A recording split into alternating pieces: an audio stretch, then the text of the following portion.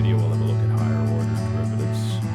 And higher order derivatives are simply taking derivatives of existing derivatives.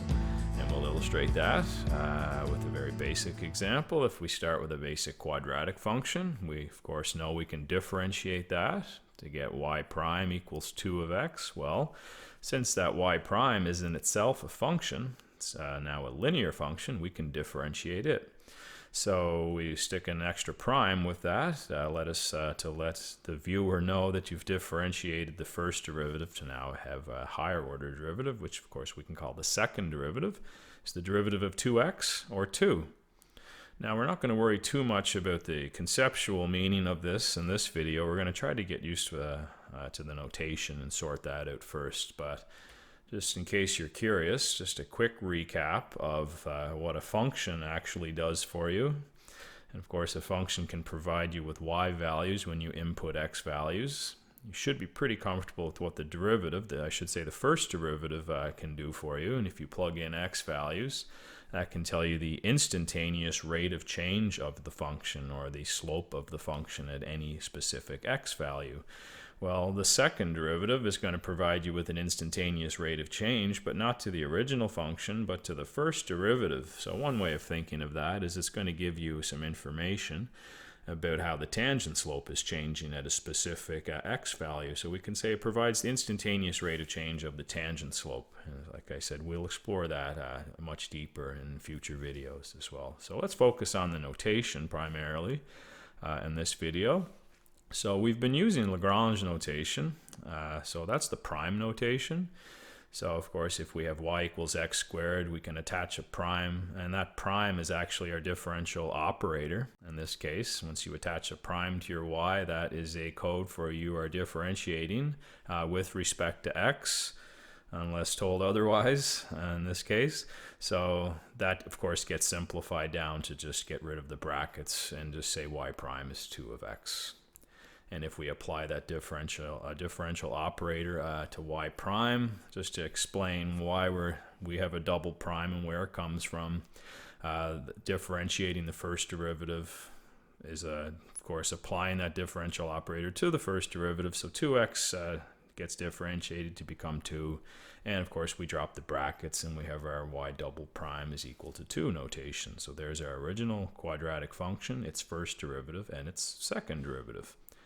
So that was to prepare you for Leibniz notation. Prime notation is probably a little bit more, I think, user-friendly than Leibniz notation. But Leibniz notation has a lot of purpose in calculus as we delve a little bit deeper as well. It's extremely useful. So let's sort out some Leibniz notation with higher order derivatives. So if we apply the differential operator here with Leibniz notation, of course that shows up as d over dx.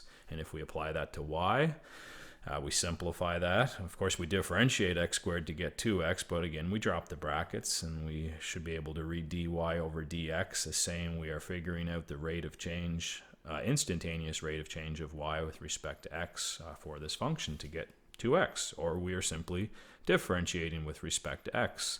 And that sets us up for the second derivative. So if we apply that differential operator d over dx again to the first derivative, it shows up twice, and we can drop the square brackets in this case, and I guess the round ones as well, and we end up with which looks like d squared y over d of x all squared. And it's really not a multiplication here, of course, even though the notation seems to be suggesting that. It's just simply saying you've applied a differential operator twice, and of course in this context it's with respect to x. And kind of dangerously and confusingly, we typically drop the round brackets on the bottom, so your second derivative will show up that way in Leibniz notation. And that kind of looks like x squared on the bottom, but remember it's referring to that d over dx differential operator being applied twice to, of course, produce your second derivative here, which is 2. Okay, so now let's look at Lagrange notation and getting, I guess, beyond our first 2 derivatives, because, of course, the title of this video and this section is higher order derivatives. We don't have to stop at the second derivative, although in practice it's very rare that we go beyond the second derivative. But anyway, if we did happen to go beyond the second derivative, it probably makes sense that we just think of our primes as tally sticks. So the third derivative, of course, has 3 tally sticks, and that's basically saying we're applying that differential operator 3 times.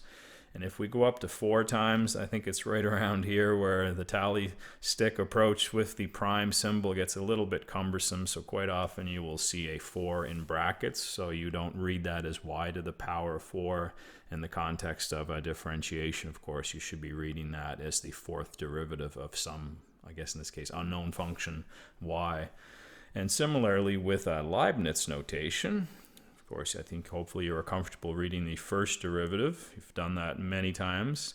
Start to get, I guess, accustomed to that second derivative notation, and please don't see that as a square in the sense of something being multiplied by itself. It's saying you've differentiated twice.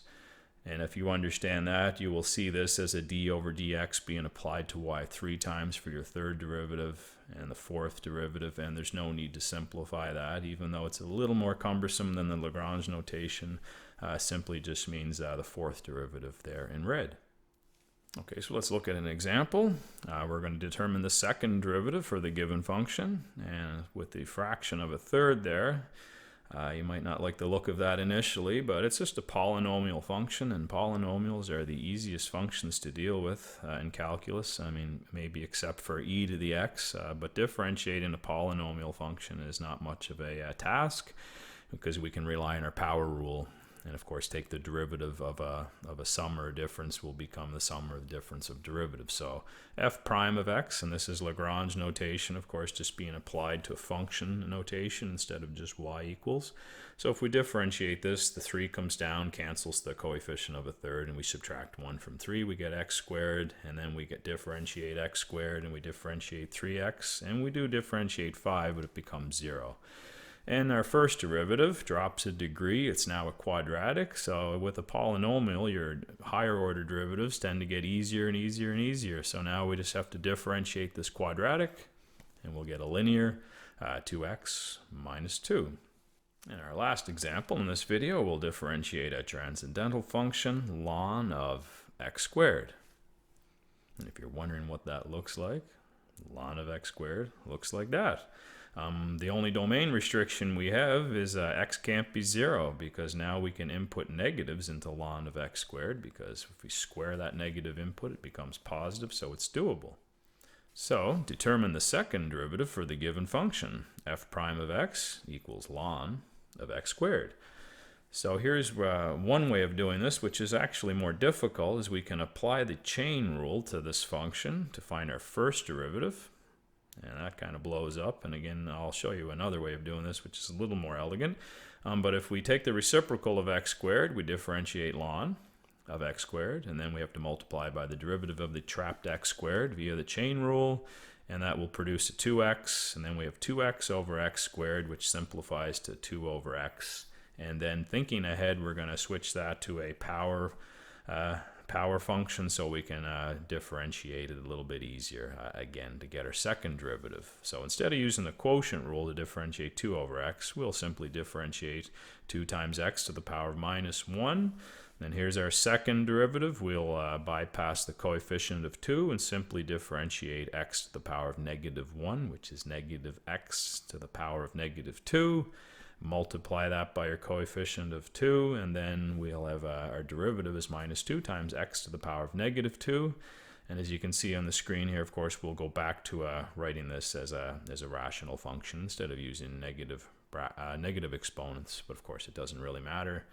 And I think those are probably the 2 functions I would use if I was to actually proceed and do anything further with the first or the second derivative, because I think it's nice to see that you can't input x equals 0 into your first or your second derivative. Okay, so let's differentiate that last function again, showing you a slightly easier way of doing it. I think we'll go back to the handwriting here. The slideshow is nice, but it just doesn't really feel like doing math if you're not writing something down on virtual paper. So before we differentiate, let's just, since we have a logarithm, it's probably no surprise what I'm about to do here, hopefully. We're just going to use a property of logarithms. So since there's a power inside my log, I can move that power to the front. And that's always something to keep in mind when you're differentiating logarithms, is to keep your log properties on the tip of your tongue, because quite often a little bit of work up front saves you a bit of an ordeal possibly later. So now we can differentiate to get our first derivative. Now I just have to bypass the 2, and I just need to differentiate ln of x, which is 1 over x. So we have 2 times 1 over x, which is a 2 over x, and then thinking ahead to our second derivative, write that as a negative 1 power. And that's a little bit easier than what we did previously. So now the second derivative, if there are 2 primes, I can just differentiate, bypass the 2, differentiate x to the power of minus 1, so that's going to be minus x to the negative 2. So of course this is going to be negative 2 times x to the negative 2, or like we got previously, minus 2 all over x to the power of 2. Okay, so that's it for our introduction to higher order derivatives. In future videos we'll explore a little bit more advanced functions, but more importantly focus on the conceptual meaning of these higher order